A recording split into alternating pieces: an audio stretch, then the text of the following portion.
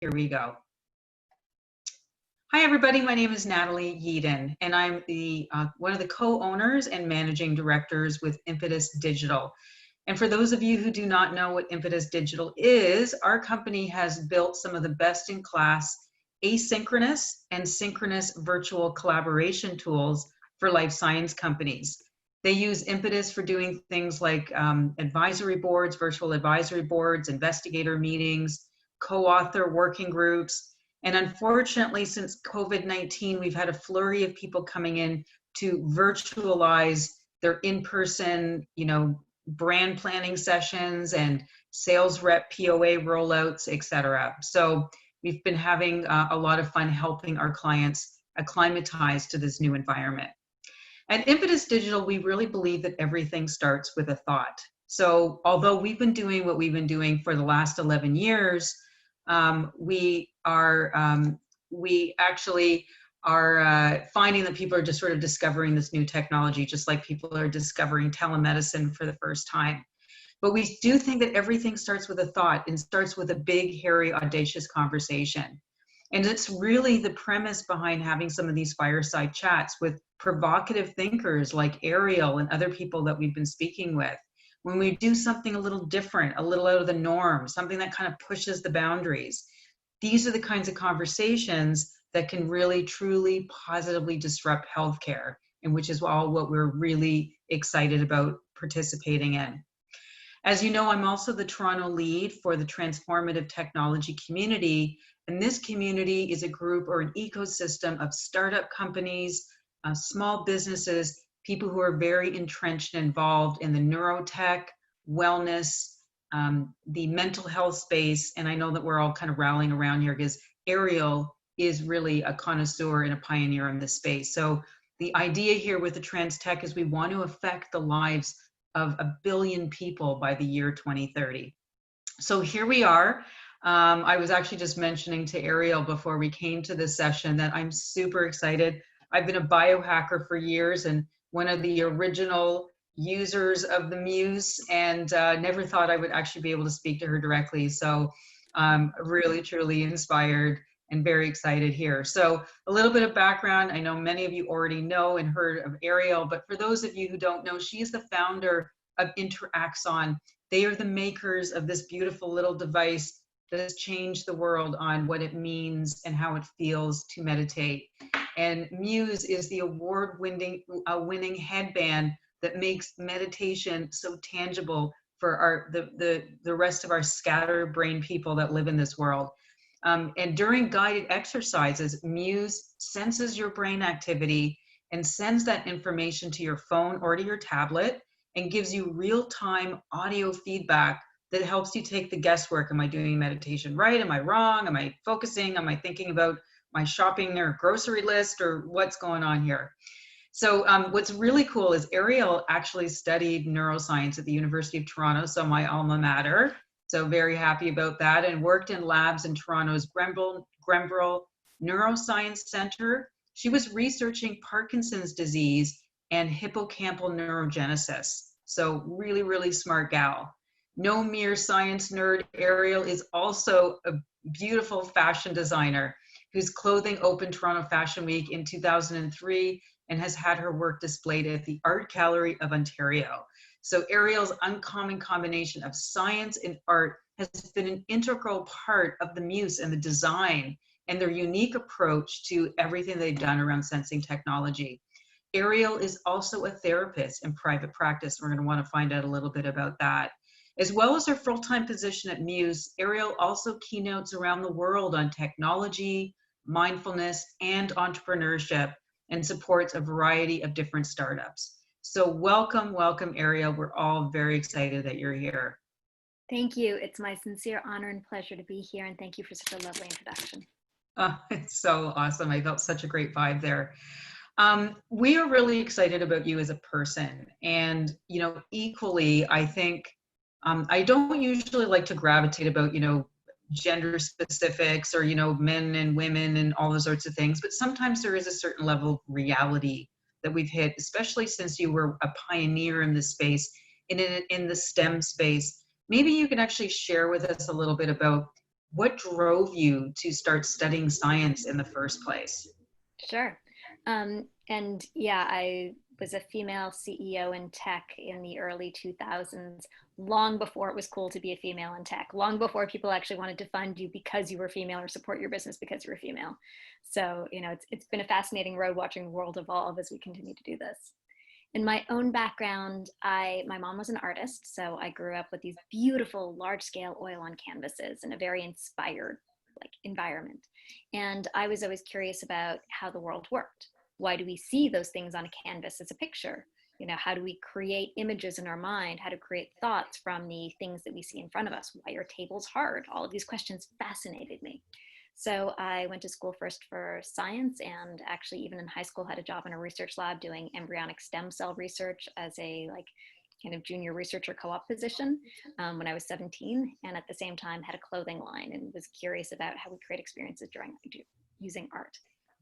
And then went to school for neuroscience and began collaborating with Dr. Steve Mann. He's one of the inventors of the wearable computer, and for anyone in Toronto, he is a professor at the University of Toronto and really a staple of the Toronto science and engineering scene. And we began creating these concerts where people were being able to make music with their mind. We would put a single EEG electrode on the back of your head, and by shifting your brain state, let you focus or relax, move your brain around in order to affect sound. And from there, we went on this absolutely wild journey with myself, my co-founder, Chris Amony, and Trevor Coleman to take that technology and turn it into Muse. Oh, it's just absolutely fantastic. When you were doing fashion designing, did anybody sort of poo-poo any of the work that you were trying to endeavor in the science space? Did you feel that at any point there was some gender bias that was happening, or the fact that you were in design or art, that doesn't have or didn't have any relevance in the science space?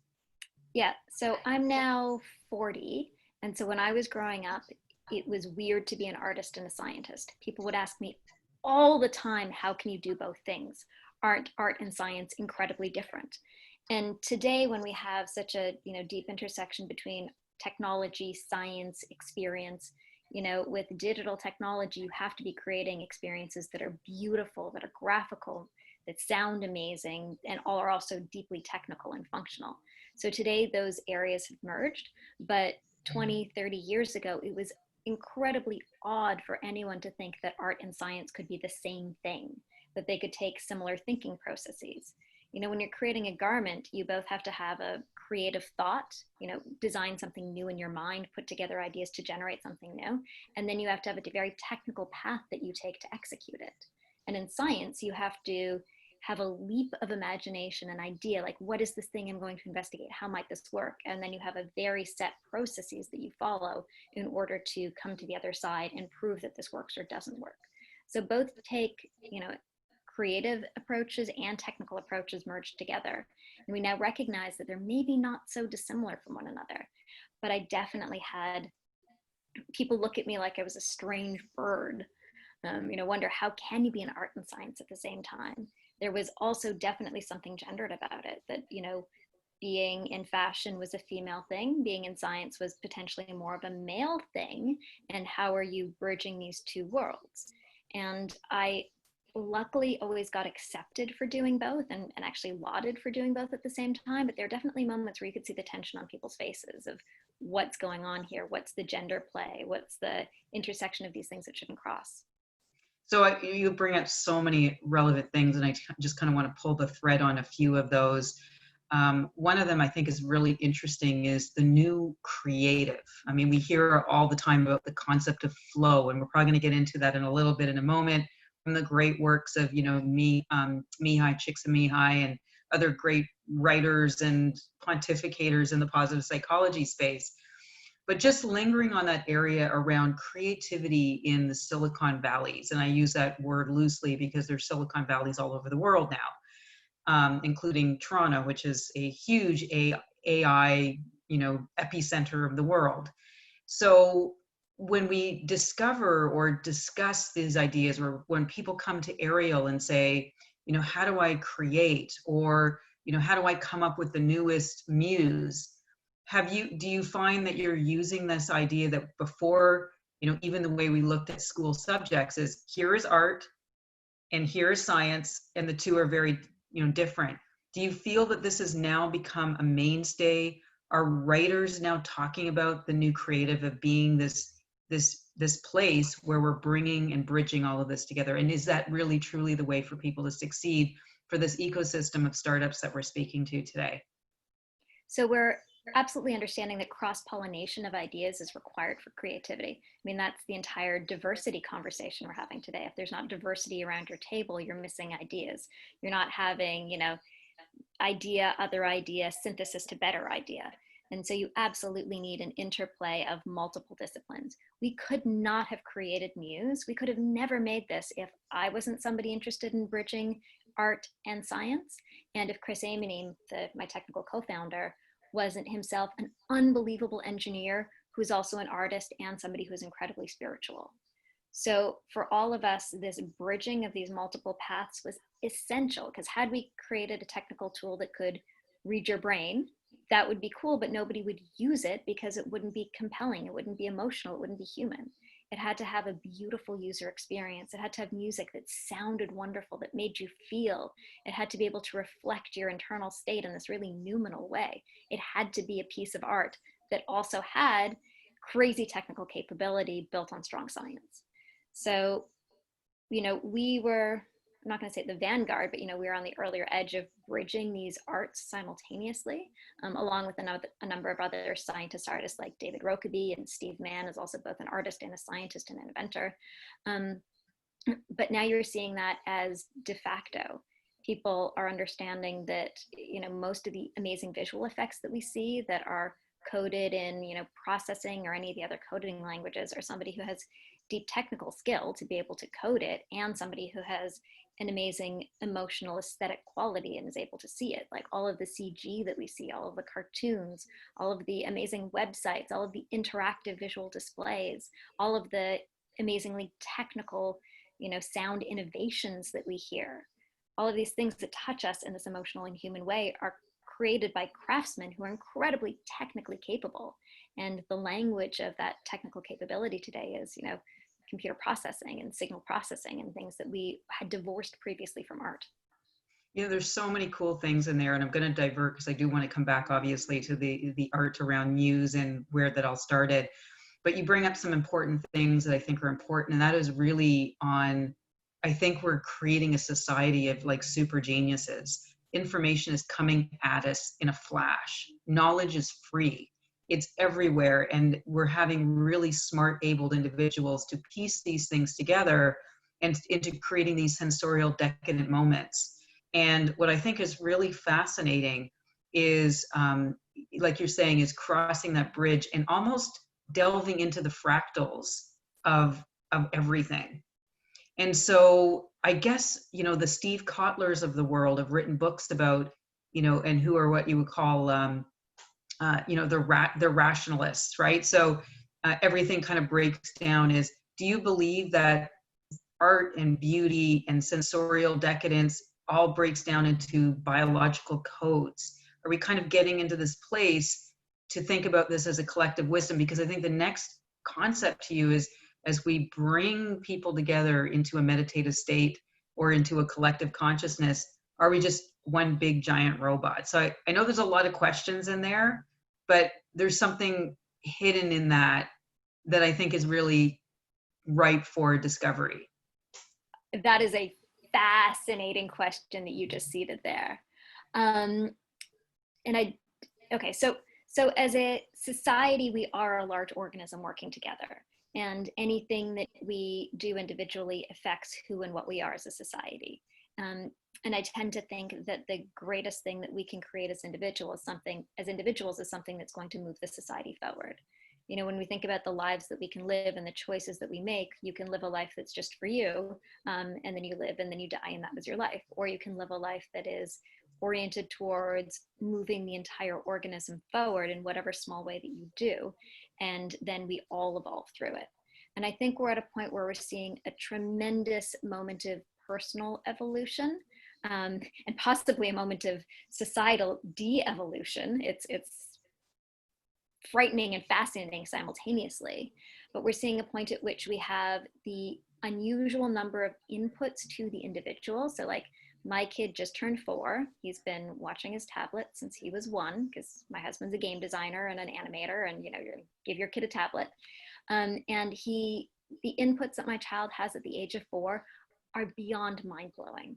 He is constantly telling me about how the world works, how electricity works, how his organs work, how his heart is beating, that his brain is having this thought. He tells me about his dreams and how he's able to shift and move his dreams. And yet this is not like some weird sloopy thing. This is just, he has the amount of input that I had as a teenager, or even, you know, entering university, the like information that I did not have access to about how the mind and the body and the world works. It's breakfast to him.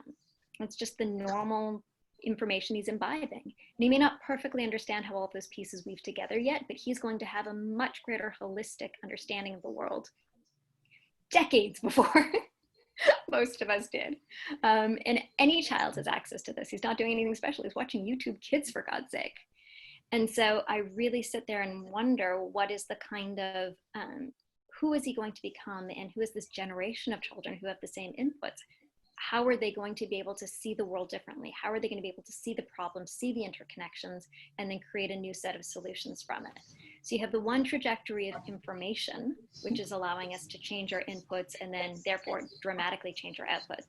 And then you have the second trajectory of the personal evolution. So, you know, for 2,000 years, people have been talking about meditation and meditation's ability to manage your mind, focus your attention, open yourself to compassion, create greater connection. You have the narratives of Christianity, which are very focused also on prayer and connecting, you know, creating connection to one another and mankind, though those have been warped and co-opted in all sorts of ways through the years. But you're now having this resurgence of meditation as a technology and as a force for human evolution that is attempting to teach us how to overcome our own physiology and our own, you know, internal wiring and base desires and, you know, kind of more animalistic humanity, and teaching us, you know, techniques, whether they're from the breath or quieting the mind or self-observation or overcoming our ego or connecting to one another in deeper ways.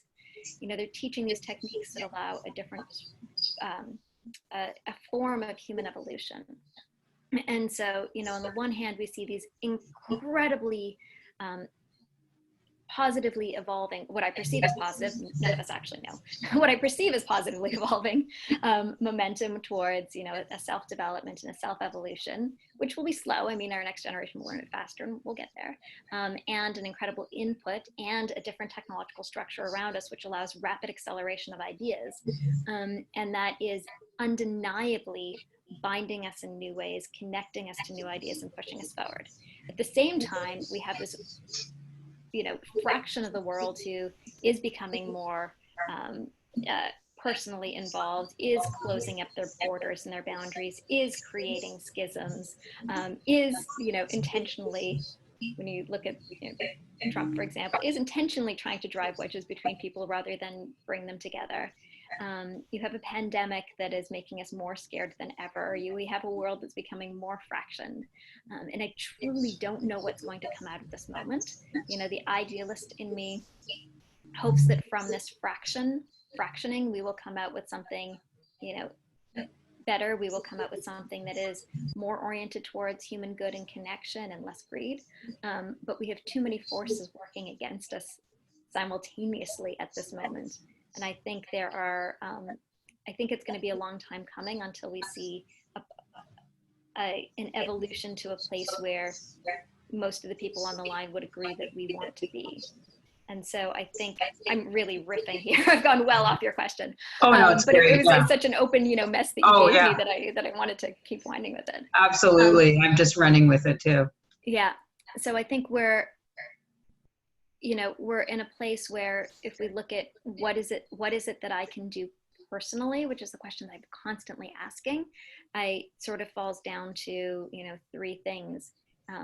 Evolve yourself to be the person that you hope to be.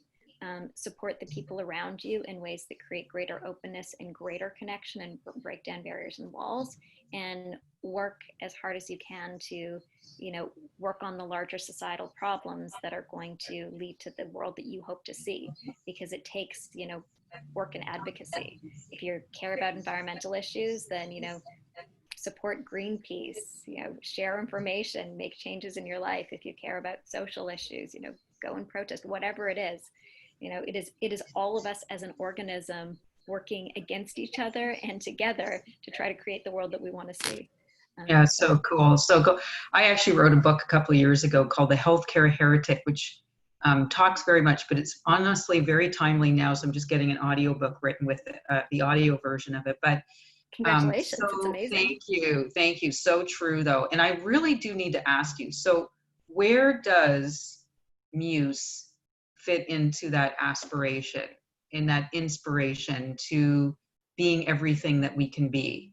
So some people would look at this as just a scientific tool of just getting my breath down.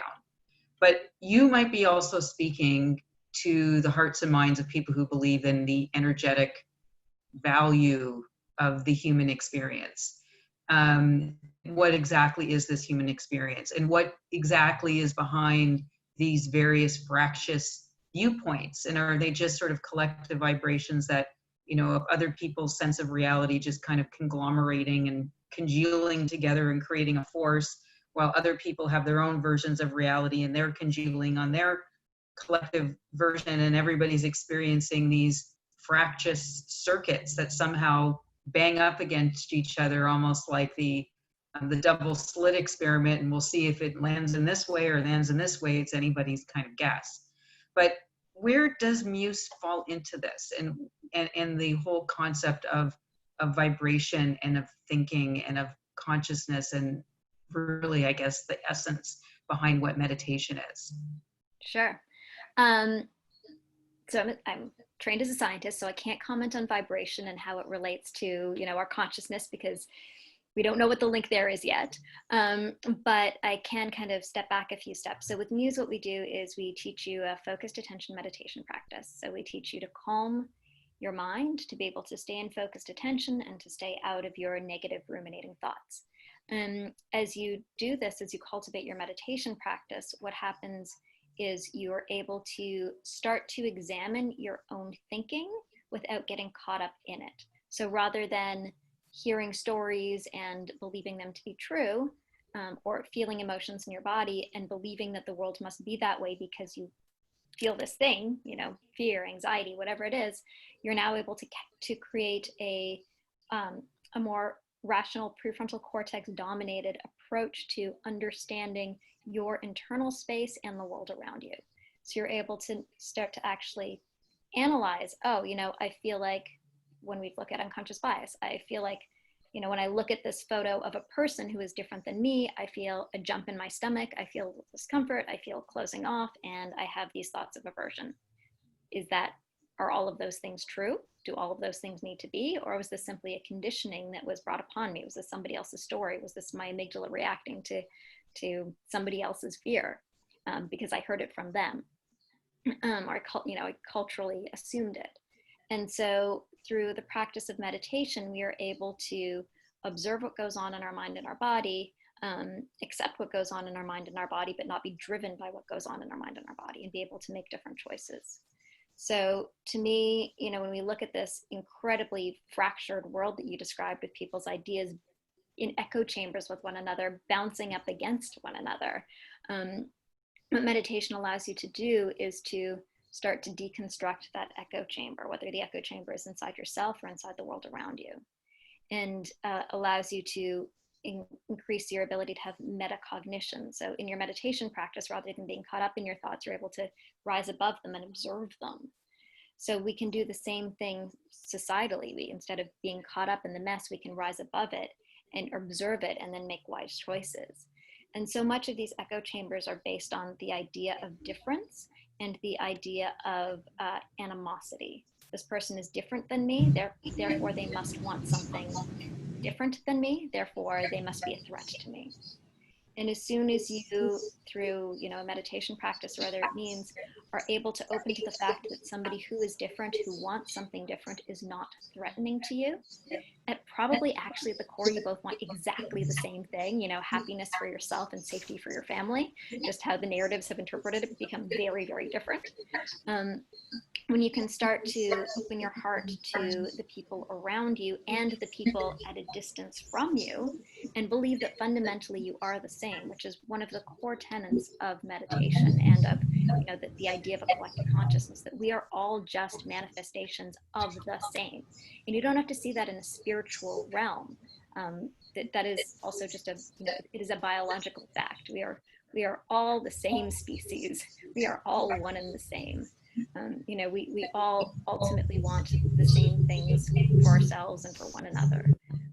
When you can start to really understand the connectedness of humanity in that sense, it then becomes impossible to want bad for somebody else, because you're looking at the overall organism.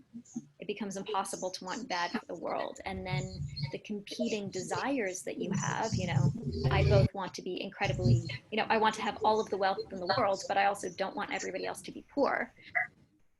To recognize the competing narratives there, once you start to recognize those things, shit, they can't both be true. I can't have all the wealth and everybody else also have wealth. Then you start to try to find new systems and new ways of being, and start to deconstruct your own beliefs in order to interact with people in a world in a more equitable way.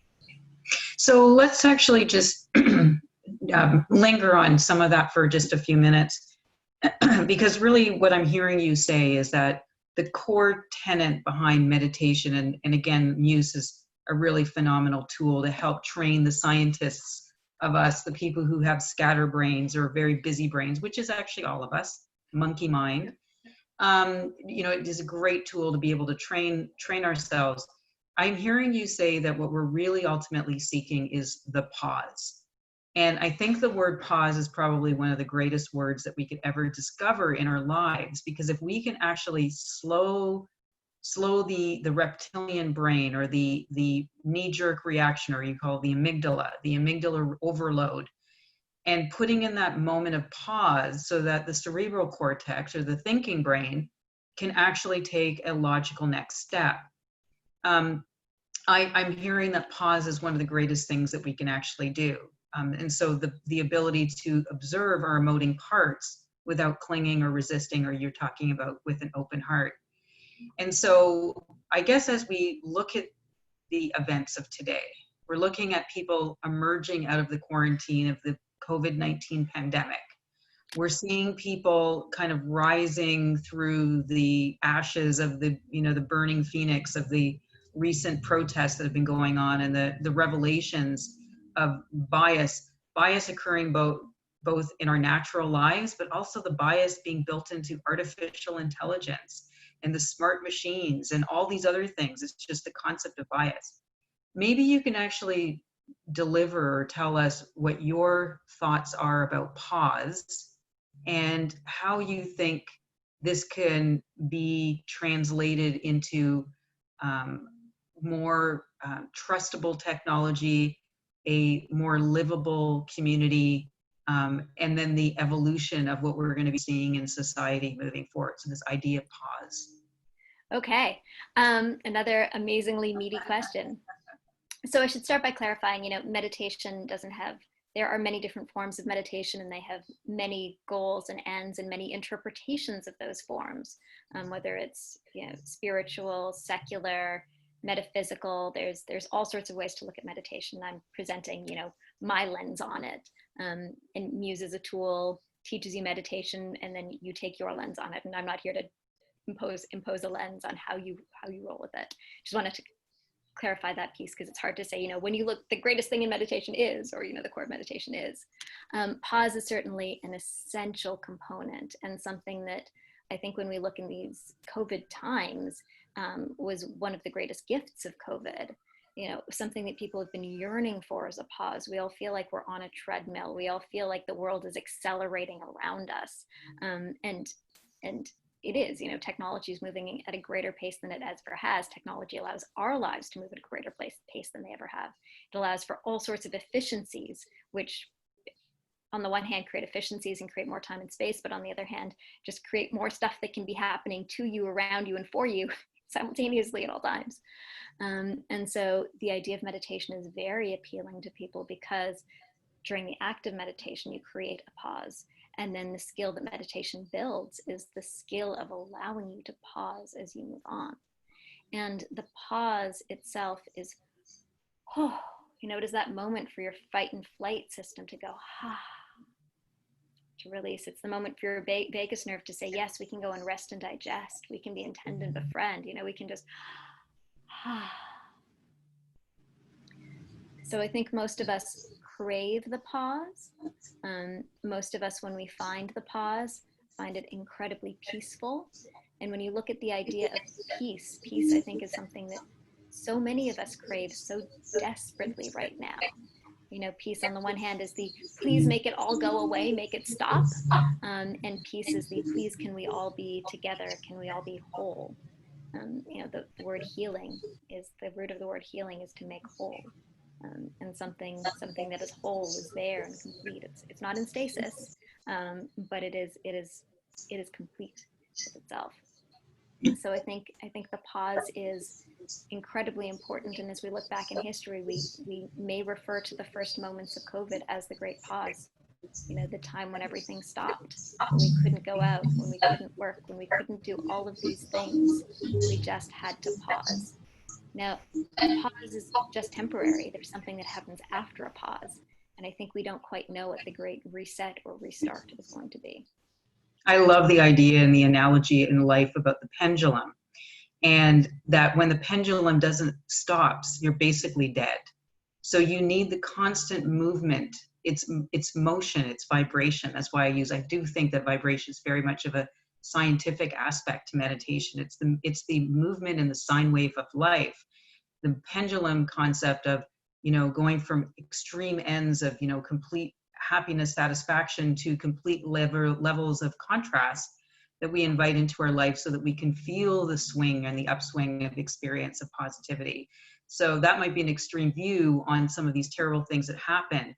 But really, if you look at the silver lining of some of these unfortunate things that have been happening in the world, is looking at that as maybe in some ways we've invited that so that we can feel the elation of the upswing as the pendulum moves to the other side. So I just want to take a few minutes back to kind of come back to the basics of you delving into a space with some other men working as founders. Do you feel that you were on some sort of a spiritual rising in yourself, that there might have been a quote unquote allowing in yourself or a certain vibration that you were attracting these people? How did you know they were the right people to go into business with? You know, why did you land on these individuals? I got incredibly lucky, incredibly lucky. So Chris was Steve's master's student and just one of the most, you know, brilliant engineers I could ever hope to meet. And we were very close friends. And Trevor Coleman, our third business partner, was actually my boyfriend at the time, who's now my husband, his best friend. And he was great at business. He was great at creating experiences that were fun. He was actually a club promoter at the time, completely unlikely, you know, pairing. But he knew how to create events that people loved and circumstance that people could thrive in. And the three of us got together, and we had two other co-founders who sort of sloughed off, and it was the three of us who remained, and we would get together regularly in Trevor's basement working on business plans for a business that didn't exist. And I have no idea how that, you know, karma or kismet or moment came together, that it was the three of us, but it really was the magic pairing. It really was this couldn't have existed without that chemistry of the three of us. We joke that I was the gas pedal. I'd be like, we got to do this. I can see it. Like, I can taste it. Yes, we're going to go to Silicon Valley. We're going to raise money. We're going to make a prototype. We're going to do these things and it's going to work. Regardless of whether I knew what I was talking about or not. I'd never raised money in my life. I'd never done any of these things, but like, I could see it. I knew this could work. Chris was the engine because he was the technical genius who could stay up all night and actually translate these ideas into reality. And Trevor was the brake. Trevor was the one who would say, but we don't have a contract for that. Is this legal? Are you sure? And typically we didn't have a contract for that. I had no idea if it was legal and couldn't care less, and I wasn't sure, but it didn't matter because I knew that this is what we needed to do. And I don't think I knew in any like preternatural way. I couldn't see the future. I just had this deep conviction in myself that this must be possible. And if it was possible, we could figure out, and therefore we would do it. And it was so clear and compelling. And it provided the inspiration for Trevor and Chris to be able to come on board. And you know, Chris, who at that point was pretty skeptical as an engineer, be like, I don't know what we're doing, but Ariel says this is gonna work, so we're just gonna do it. And you know, he could put his inner critic out of the way, and I could, you know, be the cheerleader. And somehow it was really the chemistry of the three of us that allowed this incredibly improbable, impossible thing to happen. And so what was most improbable at the time? So what were the biggest barriers and challenges that you found was the hardest thing to get through at the beginning? There were so many of them. It was like, how do you start? So I started in the lab in 2002 with Steve Mann. Chris, Trevor, and I sort of started to get together like 2006, 5, 6. By 2007, we were like, okay, we're going to do this. By 2009, we'd incorporated. And by 2009, you know, we had no money. We had the money that I had made myself in my bank account. I was 20 whatever at the time. You know, it was not a ton of money. I had no formal business background. I'd never raised money before. We had completely unproven technology. The first big project we did was at the Olympics, where people at the Olympics got to control the lights on the CN Tower, Canadian Paralympics, and Niagara Falls with their brain from across the country. And we executed that in 2010. And when we started the project in 2009, we were literally 3 people in a basement with an unproven technology, you know, with nothing. And we were like, we could do this. And we actually pulled it off. But we had to figure out how you got brain data out of people's head in a reliable way, how you taught them how their brain works, what the metaphors were to understand the mind. We had to network our technology 2,000 miles across the country and interface with the lighting on the CN Tower, Niagara Falls. We had to teach thousands of people, all with no language, because this was at the Olympics and it had to work in any language, how to control their brain in a short period of time. Like, this was all improbable. You know, ultimately, you know, we've raised tens of millions of dollars, and I had to stand in front of VCs and say, hey, I can, you know, we have a device that's going to read your brain and it's going to be amazing. Please give me money. I have no business background and, you know, whatever, but yes, we'll do this. And by the way, I'm a tiny little girl, 5'2" with long hippie hair from Toronto who you've never heard about, and somehow make all that work. That is phenomenal. I do want to ask you, so well, who are the initial backers? Who did you end up just meandering through the town and found an incubator? Did somebody who knew somebody connect you to somebody at Mars? Somebody said, I know an investor. Like, how did all of those building blocks come in your way? Did you strive for them, or did it just happen through networks? It was a combination of both. So it was, you know, my drive that this could happen. Like that was the, so in 2008, I Googled something and came up with Mars, and I reached out to Mars and said, hey, I'm starting a startup, before like startups were a thing in Toronto. We were one of Mars's very first clients. And so they taught us how to pitch. I started speaking at conferences, and through that, you know, created a significant network. And when it came time to raise money, I had been invited to speak at MIT. And so I said, okay, I'm going to Boston. There are investors in Boston. I should probably pitch to them. So Mars helped us with the pitch. I cold emailed with an intern that I had, probably 100 investors. Maybe 3 of them replied. The only ones that replied were Canadian and felt some sense of, you know, kinship to me as a Canadian, wanting to support me. So those were my first investor pitches. I did one pitch before I left as a test. It was to OMERS because I figured they'd never in a million years invest in me. It turns out that years later, they led my Series B. And it really was just always this feeling that I can do it. And with that feeling, the desire to reach out to people and to show them what we were doing and connect with them and let them know why this was important.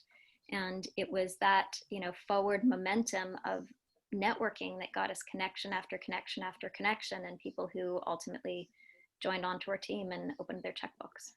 Yeah, and these days, I guess the curiosity here now is, there's angel investors and there's funding galore and there's pathways to doing all of this. And so being a pioneer in that space, I mean, obviously the drive really speaks to being able to achieve something. So with all of those resources available to people today, do you see that there's new challenges that people need to overcome, perhaps an overcrowding?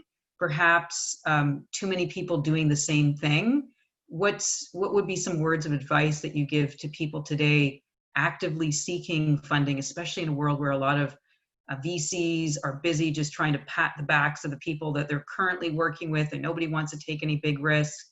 What's your thoughts there? Sure. And yes, the path is much, much, much easier now in so many ways. I mean, we had to figure out how to get hardware manufactured in China, never knowing anyone who'd ever manufactured hardware in China. And now there are dozens of incubators, and you join the incubator and they'll put you through the path of manufacturing in China. It's very simple. With that has indeed come an overcrowding. We could get money early on, and now if you're trying to make a brain sensing headband that helps you meditate, you're gonna have to go to a VC and have us and 8 other people on your competition slide, and the VC say, why should we invest in you when this already exists? So we were really lucky that we found that blue ocean opportunity, but it was also incredibly hard to have that blue ocean opportunity. Now you're looking at people who are making incremental changes and incremental improvements, but also still people who are making fundamental leaps forward. There's with the creation of new technology creates a ton of new opportunity for what that technology can do. AI is hot because AI can do so many things, has the potential to revolutionize so many industries. And if you have a startup and you're doing something exactly the same as somebody else, you're probably not going to succeed. There are currently 1,000 meditation apps in the App Store, so you're not going to succeed in getting VC funding. But I think people are forgetting that there are multiple models to exist within a business. Most people used to have mom and pop businesses. You'd have large transnational companies, you'd have some middle tier businesses, and then the majority of people had a mom and pop business. You had a corner store, a grocery store that supported a local ecosystem, and you made enough money for yourself and your family to survive, and you didn't dream about making $1 billion and returning money to your VC's fund. And so I think when you think about the kind of business that you're building, there's only going to be so many Ubers, so many huge companies, and those are the ones that big investors want to invest in. But you also have to think, can I create a lifestyle business that's going to function for myself? Is there a niche in the market for me where I can just have an app that I have built myself that does something meaningful that people purchase, and I make money? Is there some way that this can be a lifestyle business if it is not investable? Because not all businesses are investable, and many investable businesses fail. Yeah, it's so true. And another thing I think that's really important is a lot of young entrepreneurs, ones just coming out of university and great science programs, their immediate thought is that they've been socialized that they have to get funding. And sometimes they're not taught some of the idiosyncrasies or some of the misfortunes around selling your soul or selling your equity. And so I think equally educating people on sometimes bootstrapping or like you said, lifestyle, or doing things in different ways, or doing it slowly or growing more strategically might be the better route, so that you can contain more of your equity over time. So what I think is also a really great question for you is, you and your company have really focused on meditation. So using this really useful EEG tool to read brainwaves for the sake of meditation. Is there a reason, because there's a lot of companies that have been coming through sort of, looking at a similar type of a headset, but using it more as a prescriptive digital therapeutic. So entering it into studies to study it now for the management of depression or anxiety or something that's more prescriptive. Can you speak a little bit about your decision there, and why did you niche it in meditation? Sure. So initially, the tool needed to be something in order to succeed. So we went to market with an open platform initially, and said, if you build it, they will come, and we'll just have developers who build all sorts of cool things. And there were developers and they built cool things, and that wasn't a business. Because the install base of the headset only grows as big as your ability to push it forward. So early on, we'd go to investor pitches and they'd be like, we have this headset, it can do all of these things, your education, health, fitness, blah, blah, driver's distraction, blah, blah, blah, all these things it can do. And they'd be like, what do you think the killer app is? And we were like, meditation. And they were like, yeah, right, see you later. It was another one of the challenges. It turns out that, 8 years later, the killer app truly was meditation. That is the killer app. That was the thing that we just happened to catch the zeitgeist of the market. We had a solution that really worked, that really made meditation easy, that really solved the problem that most people had of like, what's going on in my brain when I meditate? Because there's no coach or guru sitting in there to tell you what you're doing or if you're doing it right. And so we actually built something that truly solved that problem, that happened to actually be a real pain point that was growing as more people were meditating. And we did it in a way that was compelling and people kept using it. And we now have hundreds of thousands of users. Along the way, Muse has been used in over 200 studies by researchers, both as a clinical grade EEG, using it for neuroscience research, as well as a meditation tool, using meditation as a tool within healthcare. So Mayo Clinic just published a study with breast cancer patients awaiting surgery, demonstrating using Muse reduces the stress of surgery, reduces the stress of the cancer care process, improves quality of life and fatigue. They now have 5 other studies that they'll be running over the course of the year. Muse has been used both as a meditation tool for pain management, as well as a clinical grade EEG to look at the EEG of pain. We now have a new device that we've built, Muse S, that also helps you sleep. So meditation was the thing that allowed the company to grow, allowed the technology to be robustified and all of the systems behind it to be robustified, allowed an actual really important good to be delivered to the world. Because I would say over and over again, if this isn't doing something good for people, throw it out. Like, don't bother if it's not actually going to have a positive impact. And so meditation was kind of the thin edge of the wedge. And this is really Trevor's line. He'd always be like, meditation will be the thin edge of the wedge. And he's absolutely right. And so now that that's there, we're actually, moving into the FDA path and looking at Muse as a digital therapeutic, and have dozens and dozens of studies and healthcare organizations using it for things like anxiety, depression, OCD. These are all pain. These are all studies that are in process. And are any of those phase 3, like, are you closer to the edge point of becoming a prescriptive or in a prescription? So we're not close to becoming a prescription because it's a very, very long process. But, we've had doctors recommending Muse for years. There's thousands of clinicians that recommend Muse to their patients for a variety of conditions, that it could help improve their life to meditate while living with these conditions. And so, the digital therapeutic path to market is actually quite a new one. And so, we've been on it for a little bit, and it takes time. Getting FDA approval for anything takes time. So I can't put a clock on it yet. Yeah, absolutely. So that's perfect. I have some questions coming in, and I'm just going to try to mention some of them.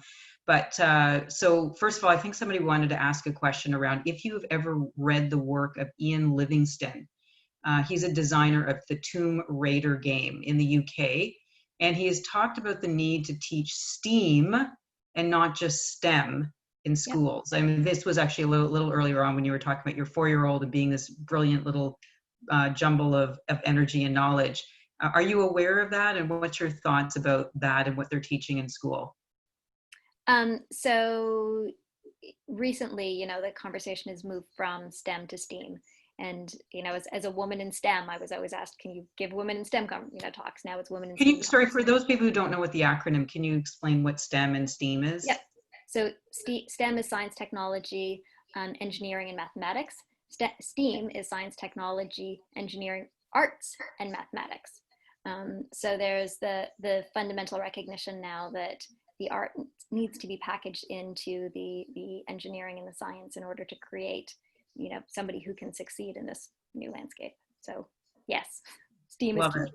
it. There's also a question around, having this over exuberance, and we need to have that to be able to push our companies forward.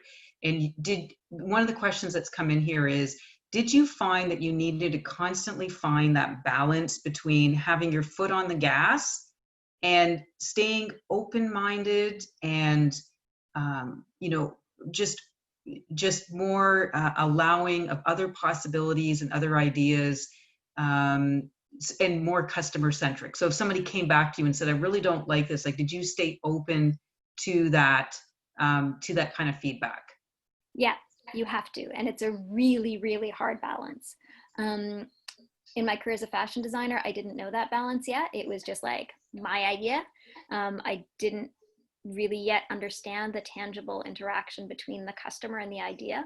And so actually that's the part of the artist part that needed to move, because my artist had a strong ego, and my designer didn't have a strong ego, the designer in me. And it's actually fascinating because the artist was associated with strong emotional response, and the designer was actually, these are my own persona characteristics I'm describing.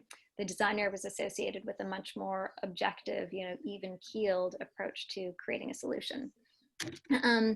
So it was always a challenge. And if you could keep the keel moving forward, that there was a way, but you didn't know what that way was, and you were going to keep trying things and navigating until you found the path forward, that was the best mental framing for moving forward and being able to be open to whatever would come, and navigate to the right solution rather than feeling like you knew the solution.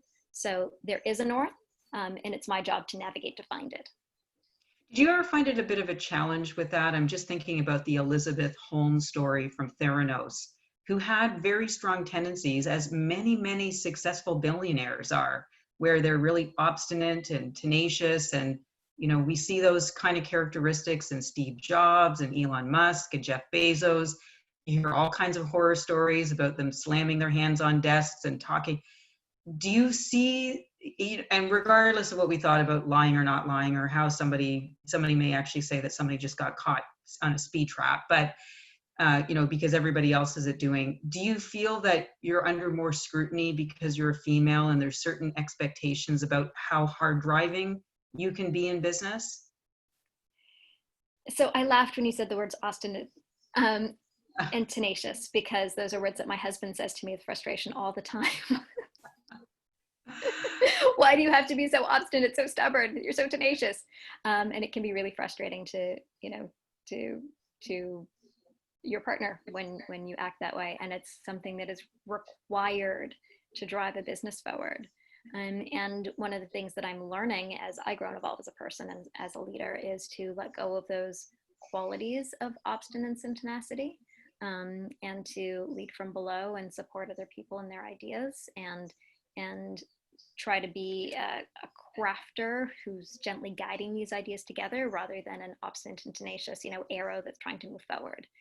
I don't know that I could have succeeded and gotten to the place where Muse got to if I wasn't that obstinate, tenacious, driven character. And now that I am in a different place in my life and the business is thriving, I can afford to lead from this place and take the time to learn how to lead from this place. I don't know what it would have looked like if I led from that place before. It might have been amazing and even more successful, but it's hard to see. As a woman, I don't know that I'm under more scrutiny for it. I think it's a quality that just leaders in general are under scrutiny for, and it's such a difficult balance to know how to move an entire organization and concept forward, and yet be able to do it in a way that's pulled back and inclusive and moving everyone with you. It's really hard. There's a final question before we close up. Somebody was asking, why did you choose the Muse developer portal for third-party developers when they could have been using a Muse headset? Or sorry, third-party developers could use the Muse headset instead of using an API. Sure. Happy to answer that. So we are still a resource-strapped startup. Making Muse is incredibly complicated, and servicing the hundreds of thousands of users with a really complicated product and then creating new products. So we had Muse S, first Muse 2 that we were building, then Muse S that we were building. And once we built Muse 2 and Muse S, they weren't backwards compatible with the SDK. So we had, because they had new sensors and were actually built on a new technology platform. And then we were porting all of our technology platform over. So, we are always trying to do as much as we can, and we just couldn't do that piece well. We knew we needed to fix the SDK and get it to work with the new technology, but we didn't have the resources for it. And it was like, do we service, the customer questions that are coming in about the sensor that needs to be fixed? Do we give them the new experiences for the $300 headband that they built that we designed a year ago but didn't have the technical resources to put in? Do we take the money and build more headsets, because building headsets is incredibly expensive? Do we hire one more customer care person to service the customers? These are all difficult decisions to make. And we've, killed a lot of our own internal products that we didn't keep building or keep supporting because we didn't have the money for it. And so when we looked at the developer community, the SDK specifically, we realized we were doing a really bad job of keeping the SDK up to date, and it was going to require an absolute major overhaul in order to make it compatible with the new system. So we said, when we have the money to do that, when we can put the resources towards it at our next big funding event or whatever it is, we can go back and focus on the SDK. In the meantime, we have a perfectly good API portal that really works, that people can just use to get the data and build whatever you want that way. So that was the decision for the SDK. It was a painful one that had a lot of arguments back and forth about who do we not disappoint? Do we not disappoint the customer? Do we not disappoint the developer? How can we find the middle road? And so SDK is still a big bubble when we look at the big projects we want to do. SDK is always up on the board, and as we rearrange the pieces and figure out what resources we have to accomplish it, SDK is always there. We just have to find the right time in our development to do it. I love it. We are coming up close to the hour, and I'm sure a lot of people have a closing time at this, so I want to be respectful of time. Honestly, Ariel, I think the questions are flowing through. I wish I could ask you all of these questions, but suffice it to say, I'm sure there's many people who are looking to partner with you. As you know, I deal a lot with pharmaceutical and medical device companies. I'm sure many of them are probably having conversations looking for partnership opportunities to fund you as you're going through the FDA process. And I'm sure if you're ever interested in discussing that further, I'd love to talk to you more about it. But equally on the other side is always being aware as the person moving forward this beautiful piece of technology is ensuring that there's still a cohort of people using it for wisdom, love, and compassion, and sort of always kind of keeping that balance of hardcore financing and using it with pharmaceutical companies and the echelons of science, but also for the other piece, which is for the well-being of us as human beings. So it has been an absolute pleasure for all of you who are attending. We will be sending you a link to the recording of this video, and we will also be posting this on various social media, so please look for that and for that email. Ariel, you are absolutely a breath of fresh air, such an inspiration to all of us. We feel your vibration and your positivity, and we wish you so much wonder and grandeur, and very excited to probably see one day what your 4-year-old might have in store in the world for us as well. Thank you so much. This has been a joy and a pleasure. Thank you. Thanks to everybody, and I hope everybody has a wonderful day.